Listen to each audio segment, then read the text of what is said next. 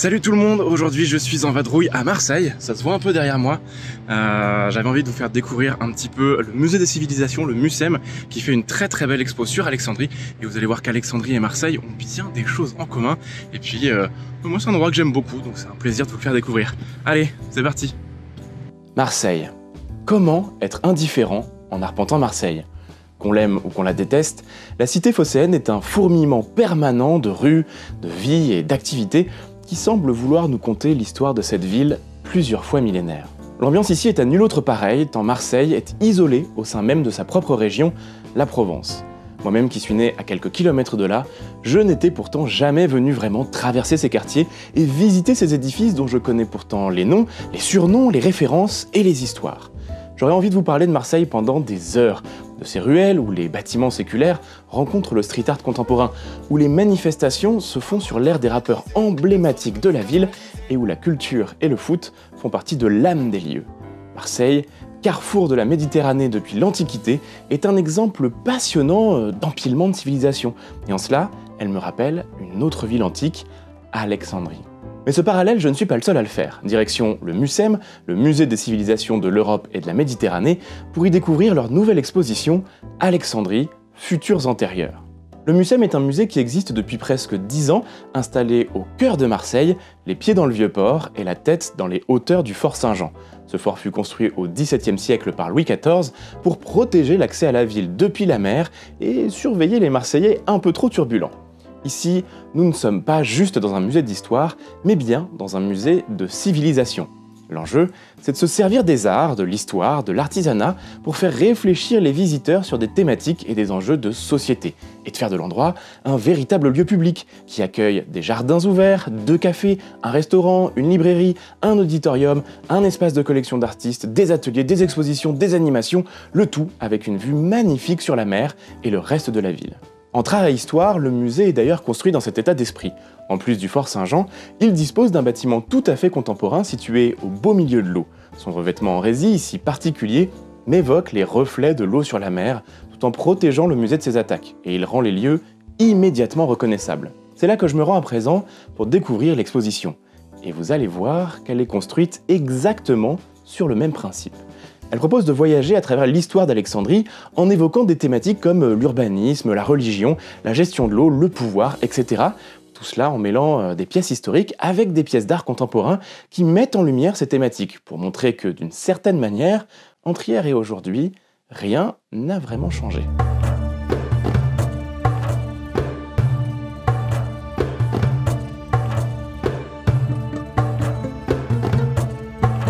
Alexandrie. Un nom qui évoque tellement de choses. C'est par ces mots que commence le catalogue de l'exposition, et on ne saurait être plus d'accord. Alexandrie est une ville égyptienne fondée par Alexandre le Grand en 331 avant l'ère chrétienne. Si le conquérant a fondé de nombreuses villes nommées Alexandrie, c'est pourtant celle-ci qui restera dans les mémoires comme la plus prestigieuse. L'exposition s'ouvre bien entendu sur une réflexion autour du personnage. Alexandre le Grand, c'est probablement une des figures historiques les plus célèbres de tous les temps. Objet de tous les fantasmes, l'histoire en a fait un personnage à qui rien ne résiste et dont tout le monde va vouloir s'inspirer, de son vivant jusqu'à nos jours. L'œuvre Gordian Knot de l'artiste turc Asli Çavuşoğlu évoque d'ailleurs très bien la dualité d'Alexandre. Personnage admiré par certains, détesté par d'autres, sa légende elle-même est tellement multiple qu'il conviendrait plus de parler des légendes d'Alexandre, au pluriel. Pluriel, c'est ce même mot qui pourrait résumer à lui seul sa ville égyptienne d'Alexandrie. En moins 331 donc, il décide d'installer une ville sur une bande de terre en bordure de Méditerranée, entre la mer et le lac Maréotis. L'idée est de créer une porte entre le monde méditerranéen par la mer et l'Égypte par la terre. Alexandre fait là un choix audacieux, puisque traditionnellement les villes égyptiennes sont construites au bord du Nil, ou non loin, de manière à pouvoir fournir un approvisionnement régulier en eau douce. Mais Alexandre, comme à son habitude, voit plus loin et prend ce pari risqué, celui de favoriser une position commerciale clé au détriment de la facilité d'accès à l'eau. En effet, l'eau de mer salée ne peut pas être utilisée pour la consommation et celle du lac Maréotis est saumâtre, donc inutilisable également. Pour compenser cette situation, les Alexandrins mettent en place une exploitation astucieuse des nappes phréatiques par un système de puits, de galeries et de citernes de petite taille qui sont auto-alimentées quasiment toute l'année.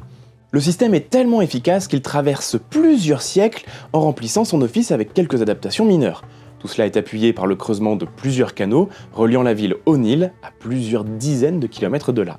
La création même d'Alexandrie a été faite sur la conviction profonde que rien n'était impossible. Seulement, l'équilibre de tout cela est assez fragile. La surexploitation des ressources en eau pour des bénéfices de loisirs, c'est le cas par exemple des bains publics très prisés à l'époque romaine, eh bien cette surexploitation va entraîner un délabrement du système au fur et à mesure que les nappes phréatiques se salinisent, devenant inexploitables. L'Alexandrie antique entame alors son long déclin, la difficulté d'approvisionnement en eau douce pour les besoins vitaux devenant de plus en plus difficile. Ironie de la situation, à l'époque médiévale, les Ottomans construisent de grandes citernes pour tenter de mieux stocker l'eau, mieux la gérer, et pour ça ils vont réutiliser les colonnes et les pierres des grands bâtiments majestueux antiques. Comment ne pas y voir un éclairage de notre propre actualité, où les ressources en eau deviennent de plus en plus délicates à gérer, et la privatisation de ces biens vitaux plus que jamais en question. C'est là aussi que l'art contemporain a toute sa place dans l'exposition. Aujourd'hui, dans les pays arabo-musulmans en bordure de Méditerranée, la gestion de l'eau est tout aussi déterminante qu'hier. C'est là tout le sens de l'installation Water Arms Series de l'artiste palestinienne Jumana Mana, représentant des conduites d'eau en céramique qui semblent complètement anarchiques, non reliées entre elles. Dans ces pays, le développement irrégulier des infrastructures, la privatisation des ressources en eau et des systèmes est un problème permanent et occasionne des pressions bien tout aussi permanentes sur les populations. Mais peut-on parler d'Alexandrie sans évoquer son urbanisme au-delà de la gestion de l'eau? Difficile de résumer cet urbanisme tant il est marqué par ses occupations progressives. Les fouilles archéologiques révèlent un plan bien établi, avec des artères qui semblent à l'origine assez perpendiculaires, comme sur les plans des villes américaines. Par la suite, tout cela va se développer de manière semi-anarchique, comme bien dans toutes les villes qui grandissent. Le paysage antique est marqué par les grands bâtiments des diverses périodes d'occupation et des diverses inspirations culturelles. On y trouve à la fois de l'égyptien, du grec, du romain, du perse dans des monuments dont aujourd'hui seules les monnaies, les restes archéologiques et quelques témoignages gardent la trace pour nous la transmettre. Des temples gigantesques, des statues majestueuses, des palais royaux, un gymnase, le fameux phare d'Alexandrie, le Mouseion, la liste serait bien trop longue à faire. Le Mouseion à lui seul mériterait une vidéo entière. Il s'agissait d'un lieu dédié aux muses grecques et qui accueillait savants et artistes pour leur permettre d'exercer leurs compétences dans les meilleures conditions. Une sorte de capitale de la mémoire humaine. C'est là qu'on y trouvait également la célèbre bibliothèque d'Alexandrie, et ce terme de Mouseion ne vous est pas inconnu en réalité. Parce qu'en fait, ce concept, il a évolué pour donner son nom à quelque chose que vous connaissez bien aujourd'hui, le musée. L'Alexandrie antique, c'est donc un territoire marqué par ses diverses occupations et installations, mais également ses diverses religions. Égyptiens, grecs et romains s'y sont succédés, sans oublier la présence des populations juives installées sur place. Et ce qui est passionnant, c'est qu'il semble y avoir eu une sorte de mélange particulièrement visible dans les arts et la culture, et bien entendu dans les religions dont je parlais. Ainsi donc, les objets retrouvés dans les fouilles archéologiques semblent parfois hautement improbables, même pour mon œil un peu habitué. Mais revenons un peu sur l'histoire.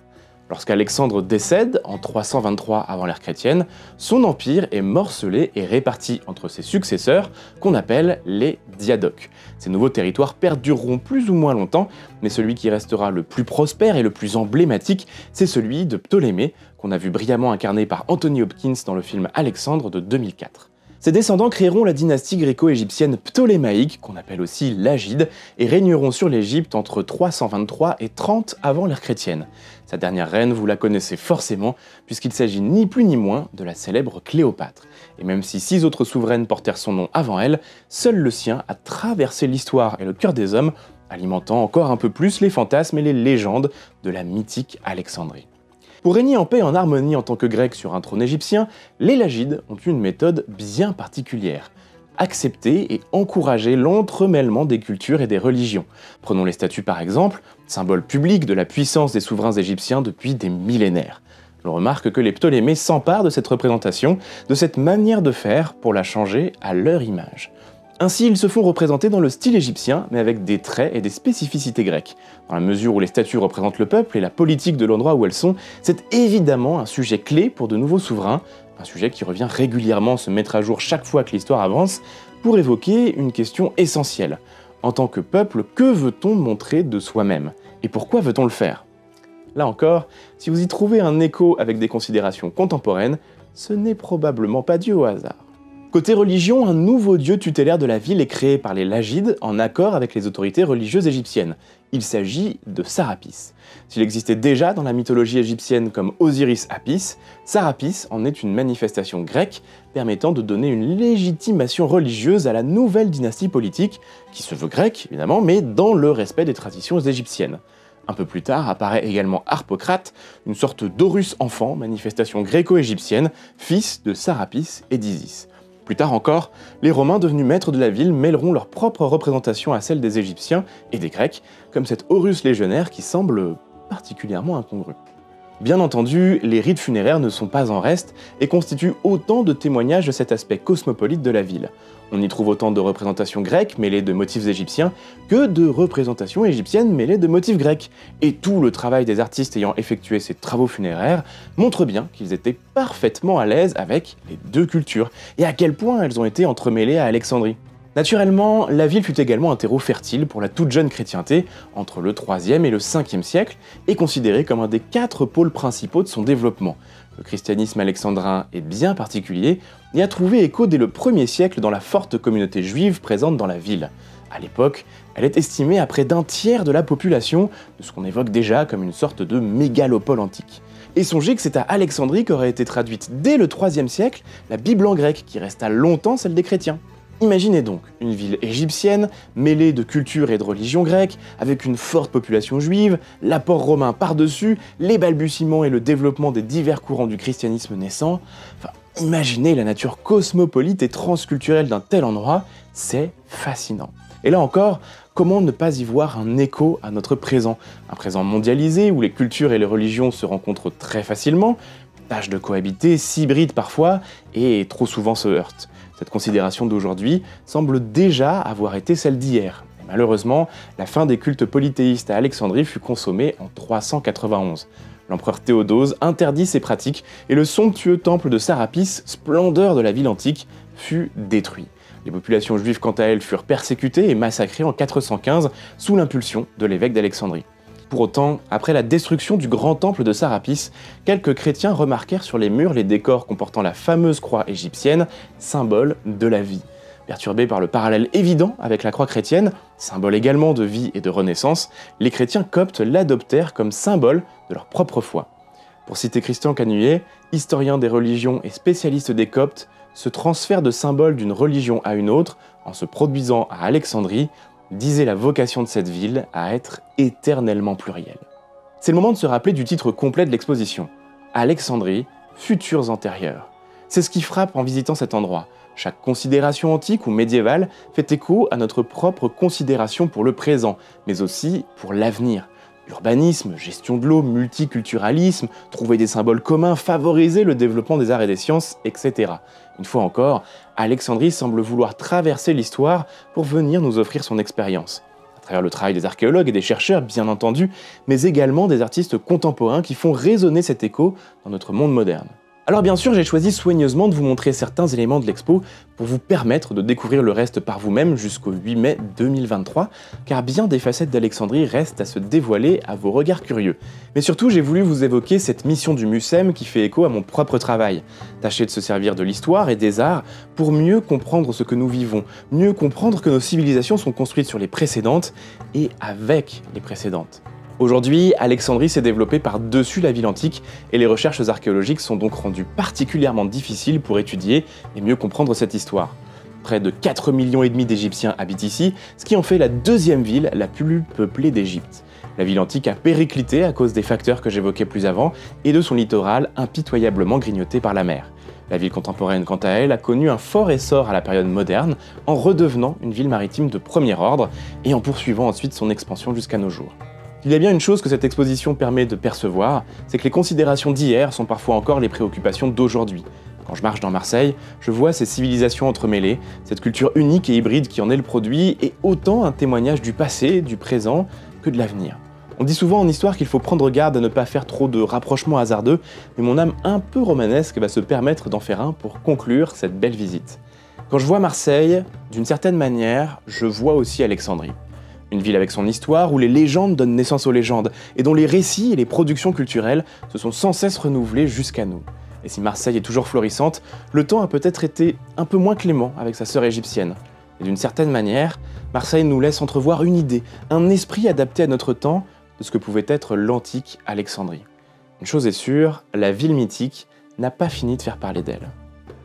Voilà, cette petite découverte du Mucem et de son expo Alexandrie sont désormais terminées. J'espère que ça vous a intéressé. Moi, je vais quitter Marseille à regret maintenant parce que j'adore cette ville. En attendant, vous n'hésitez pas, évidemment, mettez-moi en commentaire si ça vous intéresse d'avoir plus de découvertes d'expos et de musées, de choses que je peux visiter. Et voilà, comme d'habitude, après, like, partage, commentaire. Et on se retrouve très rapidement pour une nouvelle vidéo. N'oubliez pas que l'histoire est vivante. Alors, l'histoire vivante ici, on va vous dire que c'est difficile de pas la voir. Hein. Vraiment.